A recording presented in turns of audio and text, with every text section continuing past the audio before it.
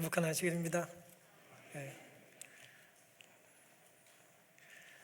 잘 준비된 귀한 찬양으로 하나님께 영광 돌려주셔서 감사합니다. 함께 살펴볼 오늘 본문의 말씀은 레위기 10장의 말씀입니다. 제가 한 번 더 봉독하겠습니다.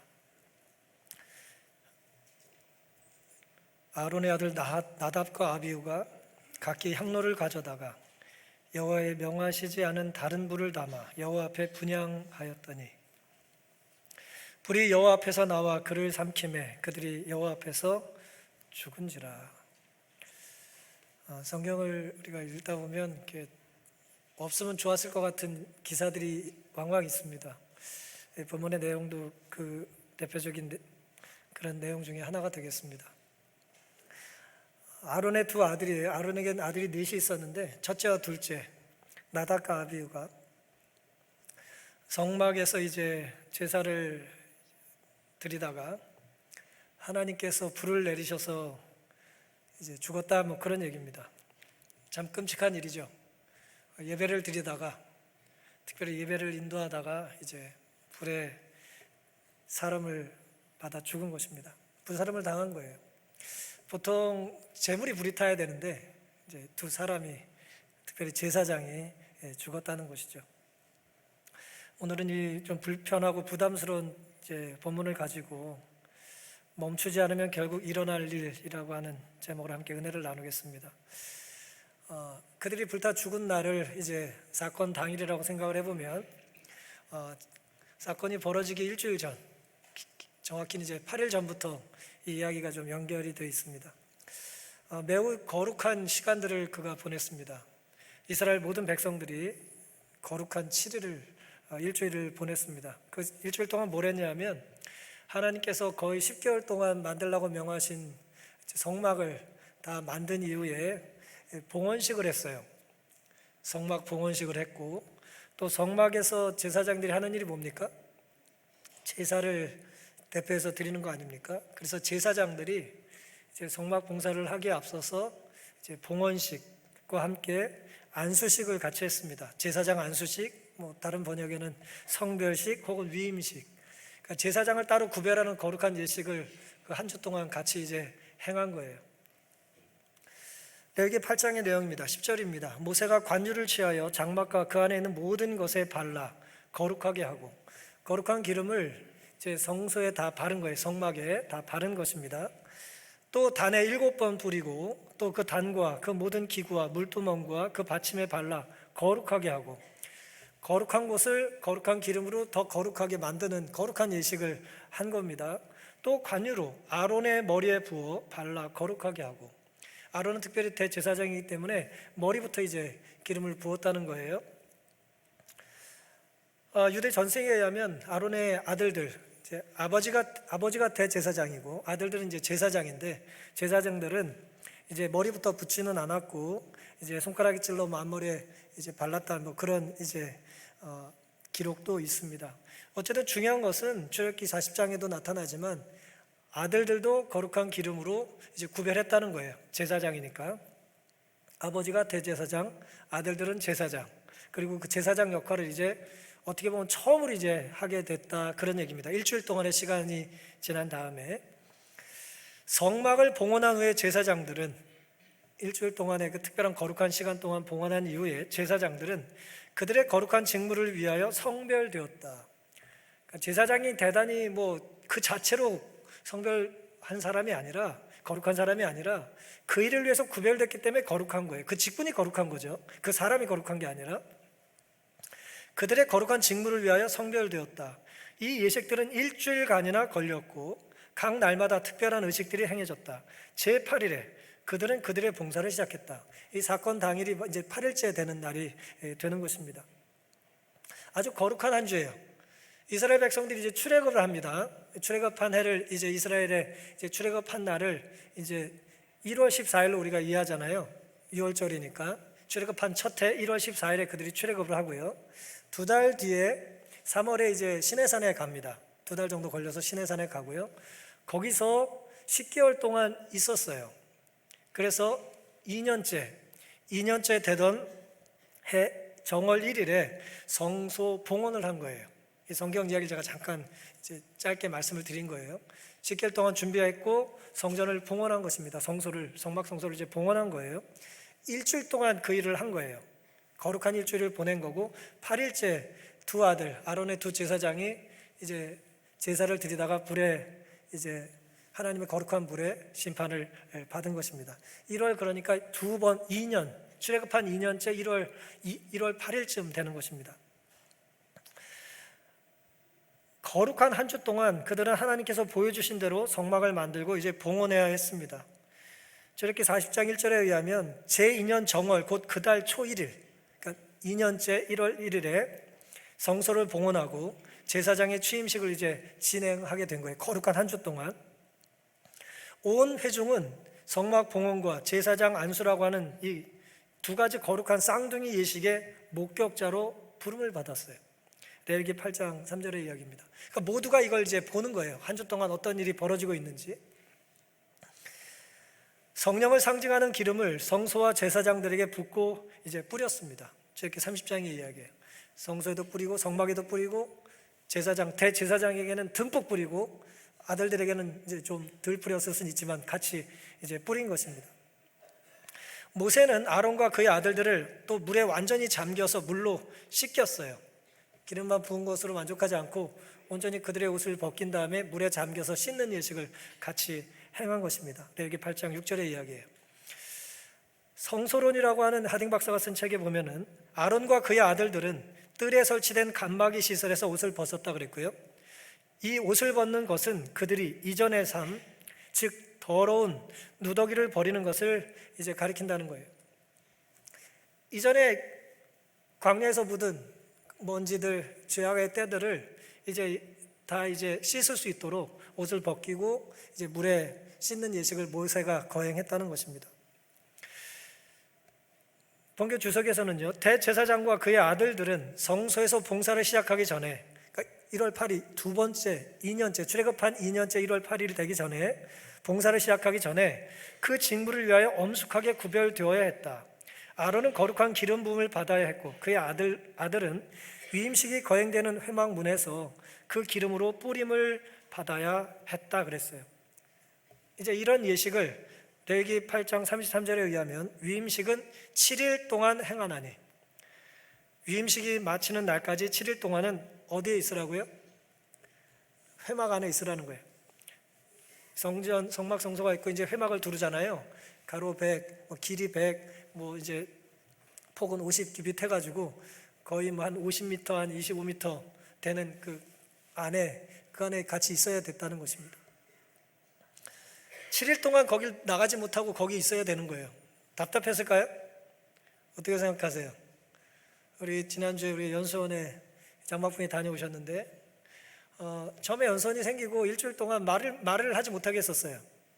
제가 신학교 다니던 시절에 말을 못하게 했어요. 침묵 훈련을 한다고 일주일 내내 말을 못하게 했어요. 그래도 감사한 건 이제 멀리 천연계가 있으니까 왔다 갔다 할 수 있잖아요. 근데 어디 갇혀놓고 말이에요. 말도 못하게 하면 어떻게 되겠어요? 애들을 어디 한 군데 가만히 있으라고 하고 있으라면 요즘 애들은 잘 있죠. 뭐만 있으면? 휴대폰만 있으면 열흘이고 100일도 있을 겁니다. 외부 세계와 소통을 하기 때문에 그게 가능한 거예요. 만약 휴대폰도 주지 않고 컴퓨터도 주지 않고 인터넷도 안 되는 데서 갇혀가지고 기름칠이나 자꾸 하라 그러고 일어났다 앉았다 옷이나 입었다 벗었다 목욕이나 자꾸 일주일 동안 하라 그러면 얼마나 힘들었겠습니까? 왜 7일 동안 회막문에 나가지 못하게 하셨을까요? 이것은 그들이 직무를 수행할 때 하지 않도록 거룩한 예식을 이제 해야 되는데 제사를 드려야 되는데 이전에 해보지 않던 걸 하는 거잖아요. 일주일 내내 실수하지 않도록 계속해서 한 거예요? 연습시킨 거예요. 훈련시킨 거예요.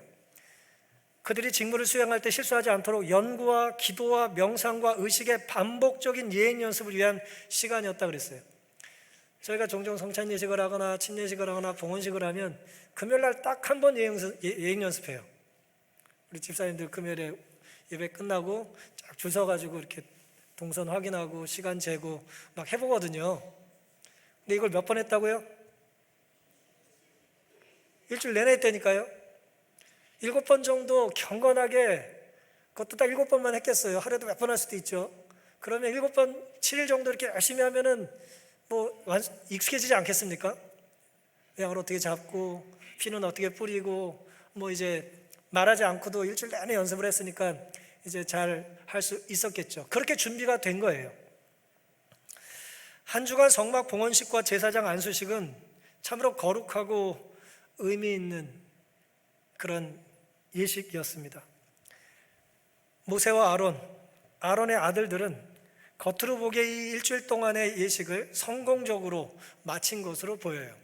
일주일 내내 어쨌든 성경은 아무 탈 없이 이 예식을 치렀다고 기록합니다. 하지만 아무리 예식을 멋있게 폼나게 그럴싸하게 치렀다고 해도 예식만 치를 수 있어요. 내 마음과 내용은 따라가지 않을 수도 있습니다. 아무 생각 없이 넙죽 절할 수 있잖아요. 애들이 돈 주세요. 뭐 고개를 숙이긴 했는데 마음으로 절한 게 아니라 돈을 받을 요량이 얼마든지 절을 할 수도 있습니다. 예식이라는 것, 의식이라는 것, 형식이라는 것은 눈에 보이죠. 하지만 그 형식을 행하는 사람의 마음까지 보입니까? 마음이 보여요? 그런 분들 조심하세요. 다 보고 있다고 그런 분들 조심해야 됩니다. 마음은 안 보여요. 그냥 절하는 모습만 보이는 거고요. 고개 숙인 모습만 보이는 거고 기름칠하는 모습만 보이는 거예요. 침례받는 예식만 눈에 보이는 겁니다. 그래서 어떻게 보면 형식은 매우 큰 의미가 있지만 우리의 본심을 가릴 수 있는 의식일 수도 있어요. 가짜일 수도 있다는 거예요. 가령 헌신 없는 헌신회 가능할까요? 헌신을 열심히 했는데 헌신은 안 해. 그럴 수 있습니다. 안타깝지만 사랑 없는 결혼식, 결혼 준비하다 막 싸우잖아요. 예식 준비하느라 싸워요. 기도회라고 하는 이름으로 많이 모였는데 실제 기도하는 시간은 얼마 안 될 수도 있습니다. 지킬 마음도 없는 서약식 얼마든지 가능해요. 지키지 않으려고 지키겠다고 약속을 하는 거예요. 그런 일이 있을까요? 얼마든지 가능합니다. 사기꾼들은요, 신뢰할 만해야 사기를 칠 수 있습니다. 그렇죠? 사기 치려고 믿을 행동을 해야 되잖아요. 이게 의식과 내용에 있어서 우리가 갖고 있는 이 숙제입니다. 우리는 어떤 마음으로 예배를 드리고 찬양을 드리고 성전에서 봉사를 합니까? 눈에 보이는 것만 우리는 아는 거예요. 어떤 마음으로 그걸 하는지 우리는 알 수가 있어요, 없어요? 알 수가 없습니다. 혹 그냥 내 차례니까 어서 빨리 해치우자라고 하는 마음으로 우리가 예배를 드리는 일은 없게 되기를 간절히 바랍니다. 온전한 마음으로 주님의 뜻을 따르기 위한 진실한 예배가 우리에게 있게 되기를 간절히 바랍니다. 이제 지난 일주일, 길게는 이제 8일, 이제 8일째 되는 날 이 사고가 벌어진 거니까요. 지난 일주일은 그렇게 거룩하게 보냈습니다. 그리고 드디어 이제 8일째, 이제 처음으로 이제 예행 연습이 끝나고 처음으로 이제 제사를 드리게 된 당일이 됐습니다. 근데 놀랍게도 나답과 아비후는 하나님께서 명하신 불이 아니라 다른 불로 이제 분향을 했다는 거예요. 하나님께서 허락하지 않은 다른 불. 레위기 10장 1절입니다. 아론의 아들 나답과 아비후가 각기 향로를 가져다가 여호와의 명하시지 않은 다른 불을 담아 여호와 앞에 분향하였더니 불이 여호와 앞에서 나와 그들을 삼키매 그들이 여호와 앞에서 죽은지라. 매우 두려운 장면이죠. 아나니아와 삽비라 같이 하나님께서 직결 심판을 하셨어요. 매우 두려운 장면입니다. 제8일째 그들이 처음으로 제사를 드리는 거예요. 예행 연습 다 끝나고 이제 처음으로 제사를 드리는 것입니다. 제사장과 백성들을 위한 이제 예물을 드리고 그들이 이제 성소 봉사를 이제 시작을 하는 당일이었습니다. 바로 직전에 하나님께서는 그 예물을 그들이 드리는 예물과 제사를 받으시겠다고 하는 표로 레위기 9장 24절에 보면은 불이 여호와 앞에서 나와서 단을 살았다고 그랬어요. 하나님이 직접 불을 내려서 그들이 드리는 예배를 받아주시겠다고 하는 거룩한 표를 보여주셨습니다. 레위기 9장 24절의 본교 주석입니다. 유대인의 전승에 의하면 이때 주어진 거룩한 불은 최소한 솔로몬 성전이 파괴될 때까지, 바벨론에 의해서 파괴될 때까지 보존되었으며 아마도 더 오래 보존되었을 수도 있다. 어쨌든 거룩한 불이 이제 수백 년 이제 사라지지 않고 있었다는 것입니다. 하나님의 불은 빗나가는 법이 없어요. 하나님이 명하시고 하나님이 작정하신 것은 그대로 이루어집니다. 정확하게 단 위 예물만 불살았어요. 하지만 놀랍게도 아론의 두 아들 나답과 아비후는 하나님이 명하신 불이 아니라 다른 불로 이제 분향을 드리기를 시도하는 엉뚱한 행동을 그 사고 당일 한 것입니다. 킹제임스 버전에 보면요, 이제 그 다른 불이라고 하는 표현을 이제 이상한 불이라고 번역을 했어요. Strange fire라고 번역했어요. 이상한 불을 가지고 드렸다는 거예요. Strange라고 하는 말은 이제 이상하다, 낯설다, 뭐 이제 그런 의미 아닙니까? 예를 들어 도둑이 왔다 갔다 하는데 나중에 보니까 뭐예요? 이상한 사람이 왔다 갔다 하는 거예요. 아는 사람이 모르는 사람이에요. 모르는 사람을 우리는 이상한 사람이라고 부르는 거예요. 하나님은 모르는 불을 가지고 그들이 붙였다 그거예요. 하나님이 명령하지 않으시고 하나님이 허락하지 않으시고 하나님이 인가하신 적이 없는 불을 가지고 붙인 것입니다. 이것은 보통의 불을 말한다. 이상한 불이 보통의 불이랍니다. 이게 이제 거룩이라고 하는 개념에 나타나는 의미예요. 거룩은 구별된 것이 거룩하다는 뜻이고요. 구별되지 않은 모든 것들은 다 거룩하지 않은 거죠. 그러니까 보통은 거룩하지 않은 거예요. 부정한 게 거룩함의 반대가 아니라 본문의 의미는 구별되지 않은 모든 것들, 보통이 포함된 일상의 모든 것들은 이제 이 본문의 표현을 하면 다른 불, 이상한 불이 되는 것입니다. 이것은 보통의 불을 말한다. 그것은 하나님이 친히 붙이셨기 때문에 거룩하게 된 불이 있는 번제단에서 취한 불, 하나님께서는 번제단에서 취한 불을 가지고 이제 분향을 하라고 했는데 그 불을 사용하지 않았다는 거예요. 회막의 뜰에 제사장들이 음식을 마련하는 화로가 있었는데 아마 나답과 아비후는 거기서 보통의 불을 가져왔을 것이다. 도대체 이 보통의 다른 불은 어떤 불이었냐? 뭐 아무리 생각해도 불이 딴 불이랄 게 뭐가 있어요?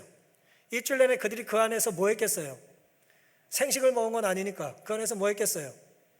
뭐 밥도 먹고 뭐 우리로 얘기하면 전도 부쳐 먹고 예를 들어 뭐 일주일 동안 밥을 해 먹었을 거 아니에요, 그렇죠? 그러니까 만날 가지고 무슨 요리를 했을 거 아닙니까? 불이 필요했어요. 그것도 불이고 번제단의 불도 불이고 이 두 사람 보기에는 차이가 불이면 불이지 다른 불이 어디 있어? 라는 생각을 가지고 분향을 했다는 것입니다. 그들은 하나님의 명령을 어기고 다른 불을 사용하였다. 그들은 하나님께서 친히 점화하시고 이 목적을 위해 사용하도록 명하신 신성한 불 대신에 보통의 불을 취하여 분향하였다. 그냥 보통의 불을 가지고 이제 분향을 한 것입니다.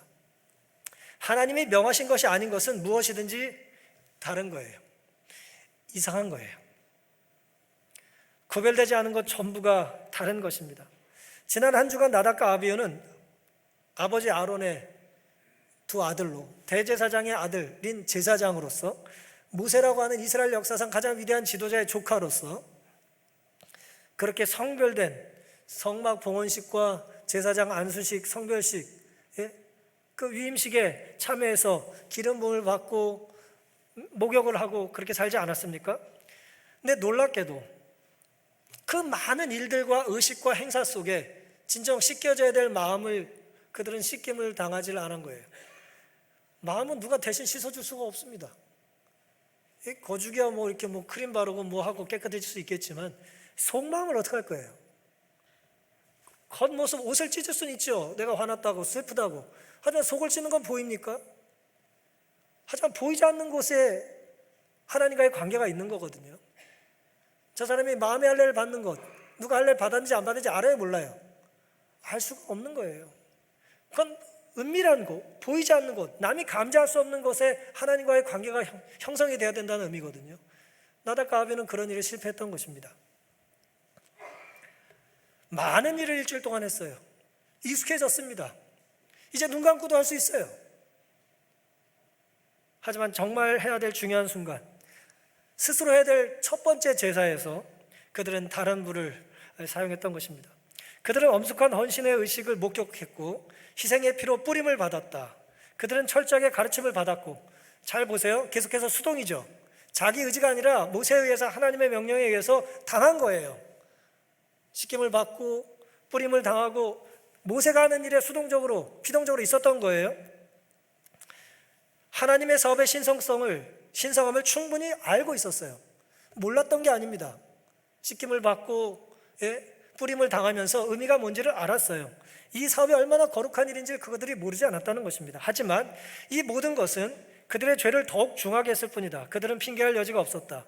진리할 시간이 오자 그들은 하나님 여호와가 명하시지 않은 일을 시작한 거예요. 정작 해야 될 순간이 오니까 뭐예요? 이전에 했던 그 일주일 동안의 훈련, 연습, 묵상, 의식은 나의 마음에 감동을 주지를 못했던 거예요. 감동은 억지로 줄 수 있는 게 아니잖아요. 이건 참 묘해요. 하나님의 형상대로 지음받은 우리들은 신앙 고백, 찬양, 회개 억지로 할 수 있을까요? 억지로 되질 않아요.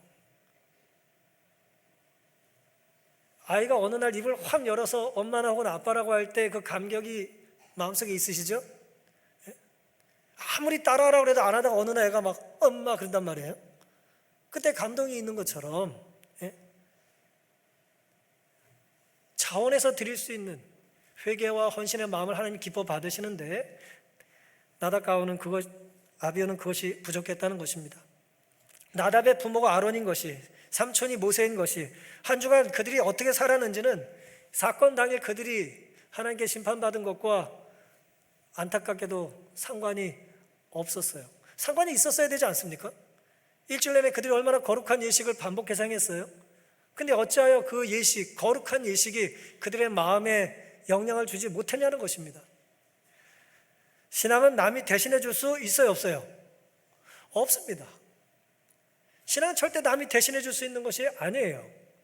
옆 사람이 밥을 먹는다고 내가 배가 부르지 않는 것처럼 내가 회개하고 내가 기도하고 내가 감사하지 않으면 내 안에 영적인 성장과 변화가 있는 건 불가능해요.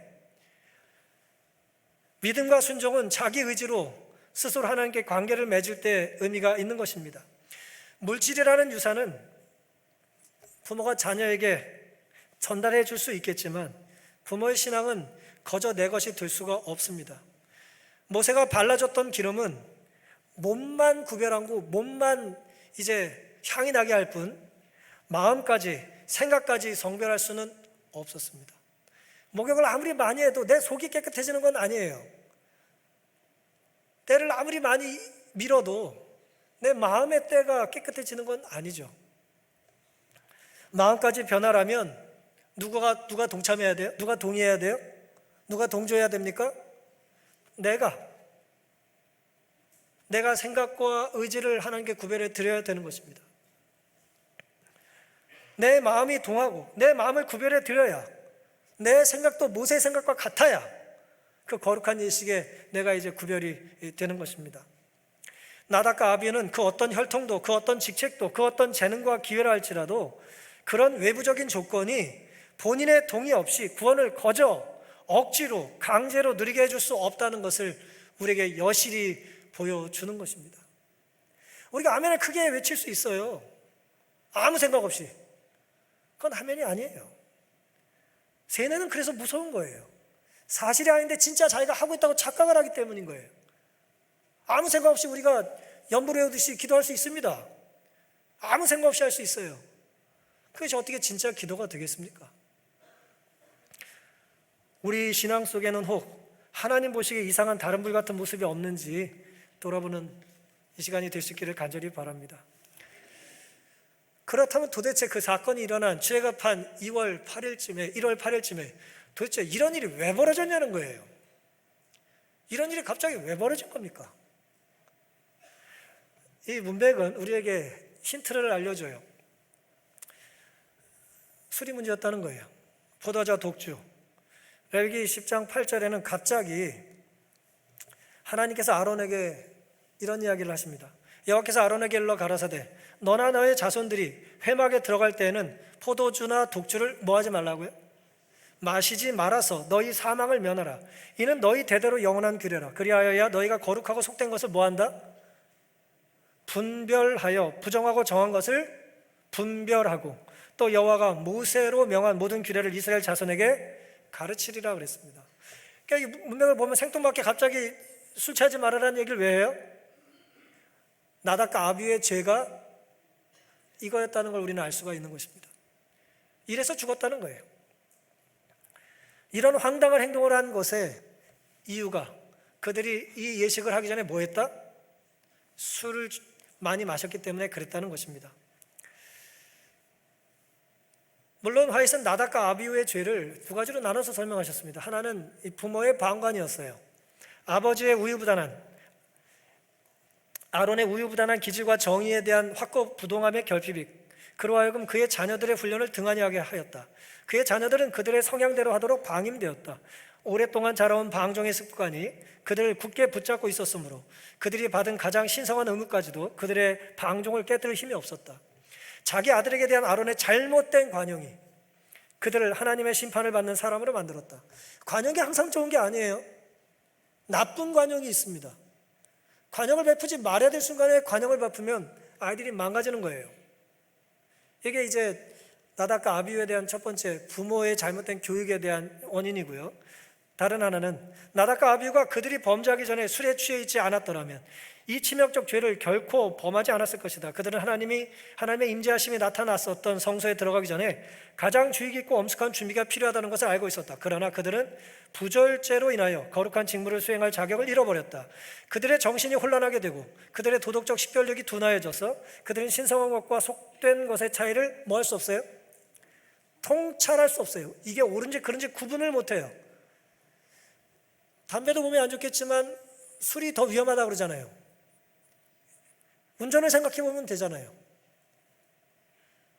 운전할 때 담배 피는 것도 안 좋겠지만 술 먹고 운전하면 됩니까? 선을 못 지키는 거예요. 내가 가야 될 선과 와야 될 선이 어느 선인지 구분을 못하는 거예요. 너무 위험한 거죠. 구분을 못해요. 이것이 신성한 곳인지 이것이 신성한 일인지 구분을 못하는 것입니다. 하나님은 부분적인 순종을 간합하실 수 없으시다. 그분께서 지시하신 것이 거의 다 이루어진 것으로만은 넉넉하지 않았다. 도덕적 지각력을 무디게 하는 것은 죄의 결과이다. 성령의 깨닫게 하시는 능력이 없이는 자기 죄에 대하여 알지 못한 채로 남아있게 된다. 내가 죄인이라는 걸 어떻게 깨달아요? 누가 깨우쳐 주세요? 성령이 깨우쳐 주십니다. 모든 죄는 성령이 깨우쳐 주세요. 근데 놀랍게도 술로 인해서 잘못되면 성령이 날 깨우쳐 주시는 이 거룩한 감동과 감화를 뭐예요? 인식을 해요? 못해요? 성령도 나의 삶에 관여할 수 없게 막아버린다는 거예요. 그게 술의 문제입니다. 물론 술만의 문제는 아니죠. 술만이 이렇게 되는 것은 아니에요. 하지만 성경은 에베소 5장 18절에 술 취하지 말라 이런 방탕한 것이니 오직 성령의 충만을 받으라. 이 문장만 놓고 보면 뭐예요? 성령의 라이벌이 뭐로 나와요? 술이 그만큼 강력한 것입니다. 술 대신 죄를 넣으면 되겠죠. 죄에 빠져 살면 죄에 찌들어서 죄에 취해서 성령의 감화를 이제 받아들이지 못하게 될 겁니다. 술만 마시지 않는다고 해서 반드시 영적인 식멸력이 뛰어나다고 할 수는 없겠죠. 나는 한 번도 술을 마신 적이 없어. 그러니 나는 영적으로 분별력이 뛰어나. 그렇게 말할 수 있을까요? 그렇지 않을 겁니다. 제 경우가 그래요. 술을 한 번도 먹어본 적은 없지만 그렇다고 제 영적인 식별력이 아주 탁월하지 않아요. 어쩌면 나는 한 번도 술을 마신 적이 없다는 교만으로 술에 취하거나 술에 중독된 사람을 볼 때마다 오히려 우월감에 빠져서 술 취한 사람이 지지도 않는 죄를 나는 질 수도 있겠죠. 분별력을 잃은 거예요. 어떤 사람은 술에 취해 분별력을 잃고 어떤 사람은 술을 한 잔도 마시지 않고 분별력을 잃는 것입니다. 하나님 없이도 살 수 있다는 생각이 분별력을 잃는 거니까 나의 거룩한 노력들이 교만하게 할 수도 있는 거고요. 나의 방탕한 삶이 하나님의 개입을 막을 수도 있는 것입니다. 어쩌면 나답과 아비후는 일주일 동안의 기간으로 준비가 되지 않았던 것 같아요. 우리가 많은 분들을 봅니다. 종종 준비가 되기 전에 성공했던 많은 젊은이들의 삶이 얼마나 불행해집니까? 내가 그걸 감당할 수 있는 준비가 안 돼 있어요. 근데 나에게 엄청난 복이 주어진 겁니다. 너무나 놀라운 재능이 나에게 주어졌어요. 감당할 인격이 안 돼요. 흔히 로또 맞은 사람들, 그 돈을 관리할 능력이 안 돼요. 근데 갑자기 부자가 돼요. 갑자기 무슨 뭐 대박이 터트려요. 감당이 안 되고 인간이 망가지는 것입니다. 그 가정이 붕괴가 되는 것을 우리는 종종 보는 것입니다. 준비도 되기 전에 성공하는 것은 불행한 거예요. 그들은 하나님의 방법과 시간을 기다리기 싫었고 뭔가 보여주기를 원했을지 모르겠어요. 술의 힘에 의지해서 자기 멋대로 자기 생각과 힘을 의지해 하나님께 하나님께 돌려줘야 될 영광을 가로챘을지 모르겠어요. 하나님이 허락하신 불은 하나님이 명령하신 불이잖아요. 근데 그걸 임의로 이제 한 것이죠. 왜요? 뭔가 새로운 걸 해보고 싶었을지 모르겠어요. 새로운 역사를 창조하고 싶었을지 모르겠어요. 자기 이름들을 역사에 남기고 싶었을지 모르겠어요. 그들의 꿈이 이루어지긴 했습니다. 역사에 이름이 남긴 했어요. 어떻게? 그들이 의도한 것과 전혀 다르게 이름이 남겨진 것입니다. 종종 제가 산에 가면 바위에다 이름을 새긴 정신 나간 사람들이 있어요. 왜 이름을 새기는지 묻고 싶어요. 오르는 사람이 족족 볼 때마다 그들에게 칭찬을 하겠어요? 엉뚱한 일을 왜 하는 건지 모르겠어요. 나답과 아비후의 행동이 어쩌면 그럴지 모르겠습니다. 캐롤라인 네비라고 하는 이제 작가가 드링킹이라고 하는 책을 썼어요. 이 사람은 이제 알코올 중독자예요. 아버지는 하버드대 의대를 나오고 보스턴 대에서 교수를 하던 유명한 정치가 의사입니다. 놀랍게도 아버지도 알코올 중독자예요. 중증 알코올 중독자의 에너지는 많은 부분이 겉에 두를 휘장을 만드는 데 쓰인다. 멀쩡해 보이는 휘장, 사랑스러워 보이는 휘장, 가치 있어 보이는 휘장, 온전해 보이는 휘장을 그렇게 해서 내면과 외면이 어긋난다. 이중생활은 갈수록 교묘해지고 더 깊은 곳까지 뿌리 박힌다. 제가 이 두꺼운 책을 이제 이번 주에 계속 읽었거든요. 술에 관한 설교를 준비하다 보니까 술에 대한 자료를 찾다가 이 책을 빌려다 이제 읽었습니다. 이 저자는 굉장히 똑똑한 사람이에요. 보스턴 대학 아주 우등생으로 졸업하고 아주 똑똑한 사람인데 자기는 적당한 음주 자격이 없었다고 그랬어요. 자격이 불가능했대요, 그게.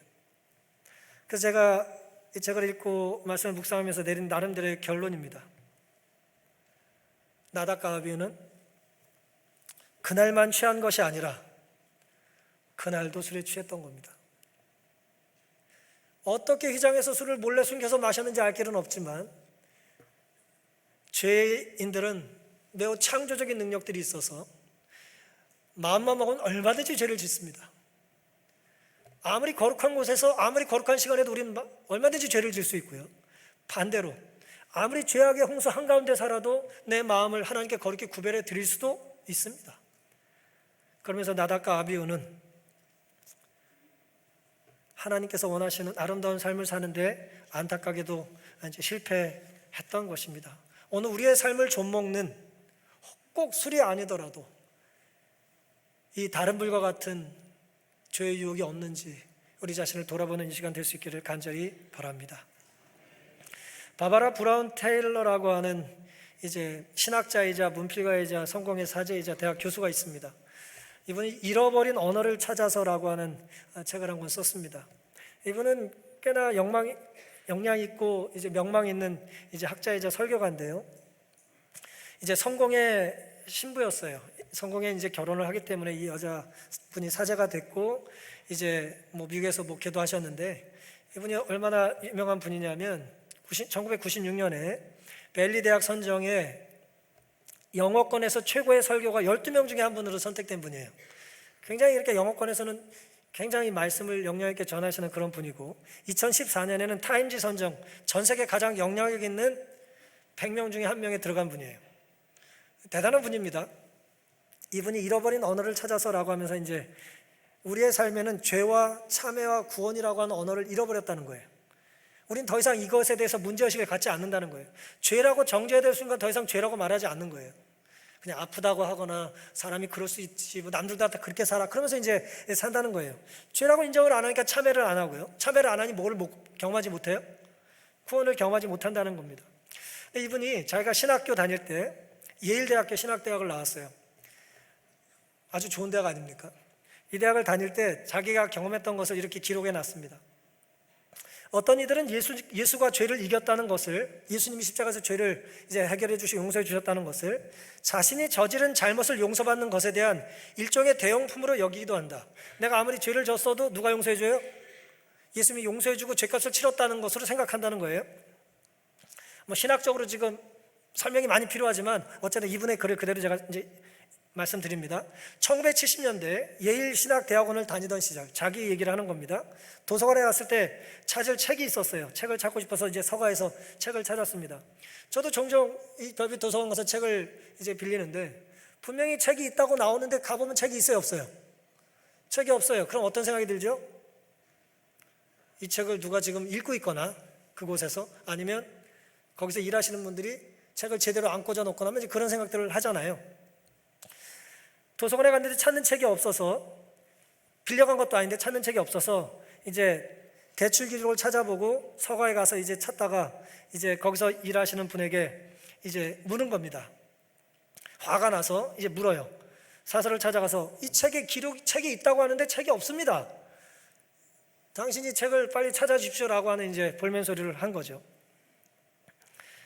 그랬더니 이 사서가 이렇게 대꾸를 한 거예요. 누군가 훔쳐갔을 거라고. 신학대학원이 다른 어떤 단과 대학원보다 책 도난율이 높다고. 그렇게 이제 뻣뻣하게 대답을 한 거예요. 그래서 이 사람이 이제 쑥스럽잖아요. 자기도 신학대학원 다니고 있는데. 부끄러운 일이네요. 도대체 왜 그러는 걸까요? 그는 민망한 표정을 지으며 이렇게 대답합니다. 은총 때문이겠죠? 우리가 이은총 집사 아닙니다. 은총 때문이겠죠? 당신네 그리스도인들은 앞으로 지을 죄까지 모두 하느님께서 용서해 주셨다고 믿잖아요. 그러니까 그냥 하고 싶은 대로 하면서 살 수 있는 거겠죠? 이 사람은 기독교인이 아닌 거예요. 근데 직업으로 이제 신학대학원에서 책을 맨날 대출해 주는데 그냥 쓱 하고 들고 가는 사람이 너무 많은 거야. 근데 생각을 곰곰이 해보니까 뭐예요? 아, 기독교에는 은총교리가 있어요. 보통 이제 성공회니까 이제 어쨌든 이 학자는 이제 성공회 학자니까 이제 천주교 용어가 거의 같거든요. 우리에게 하면 은혜라고 생각하시면 됩니다. 하나님 무슨 죄를 저를 용서해 주신다는 걸 믿으니까 간이 버가지고 죄를 막 진다는 거예요. 이 사람은 이어서 이제 이렇게 이야기를 합니다. 죄는 우리의 유일한 희망이다. 어떤 면에서요? 이를 바로잡기 위해서는 먼저 뭔가가 문제가 있다는 걸 인지해야 되는데 죄가 그렇다는 거예요.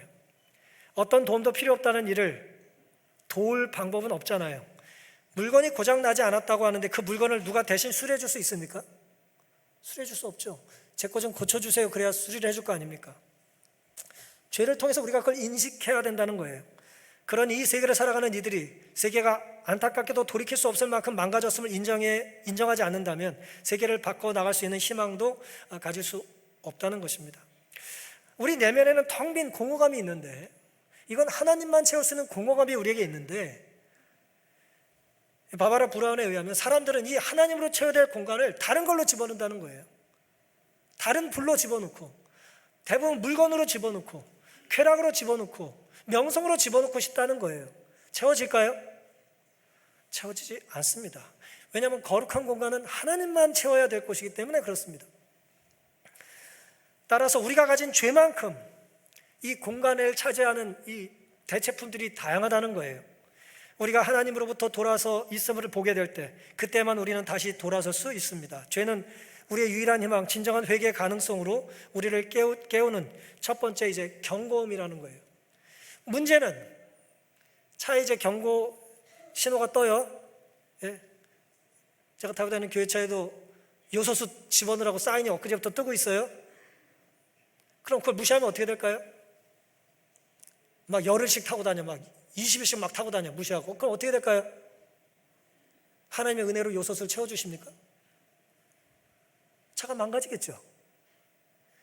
경고, 죄를 지었을 때 내가 이걸 잘못했다고 하는 경고를 하나님께서 알려주시는데, 죄에 너무 탐닉하면, 술에 취해버리면, 중독이 되면 그걸 뭐 한다? 무시하게 된다는 거예요. 그래서 성령을 거스리고 구원받을 기회를 놓치게 되는 것입니다. 사랑하는 성도 여러분, 신학생은 대학교 도서관에서 책을 훔쳐도 됩니까? 그럼 장로님 훔쳐도 됩니까? 그것이 죄라고 믿지 않는다면 우리는 회개하지 않을 거예요. 남들도 다 그렇게 하는데 뭐라고 하면서 합리화하지 않겠습니까? 하나님의 은혜가 내가 하고 싶은 것이 뭐든 무엇이든 마음대로 해도 괜찮은 허가증이에요? 중세시대 때 교회가 타락하면서 했던 그 면벌부를 파는 것과 똑같은 겁니까? 아니죠. 이것이야말로 다른 불이에요. 하나님이 약속하신 게 아닌 거예요. 하나님이 허락하신 적이 없는 겁니다. 이상한 불인 거예요. 누구도 회개하지 않으면 멸망하는 것입니다. 지금 좋아하는 일이 주님 재림하신 날까지 해도 괜찮은 일이 아니라면 우리는 당장 멈춰야 하지 않겠습니까? 멈추지 않으면 결국 일어날 거예요. 그날만 그 죄를 짓는 것이 아니라 그날도 그 죄를 짓다가 우리는 하나님부터 멀어지지 않겠습니까? 나답과 아비후처럼 하나님의 불을 가볍게 여기거나 하나님을 속이는 일이 우리에게 없게 되기를 간절히 바랍니다. 누구나 하나님 앞에서 홀로 단독 예배자로 서야 하는 것입니다. 남이 대신 서줄 수가 없어요. 남이 드리는 예배를 구경하는 것도 아니고요. 그저 예배 드리는 모습을 연기하는 것도 아니에요. 열정적인 흉내를 내고 회개하는 듯 연기하는 거 아니에요. 예배는 연기자로 서는 것이 아니라 죄인으로 내 모든 걸 하나님께 내려놓고 모든 걸 거는 것입니다. 하나님과의 개인적인 관계가 없다면 우리는 다른 신앙을 하는 이상한 신자일 뿐입니다. 지금껏 혹 다른 불을 드렸다면 더 늦기 전에 회개하고 돌이키기를 다짐하는 우리가 될 수 있기를 간절히 바랍니다. 살아가실 한 주 동안 우리의 삶이 하나님이 기뻐하실 만한 일로 가득 채워지기를 바라면서 오늘 말씀을 마치겠습니다.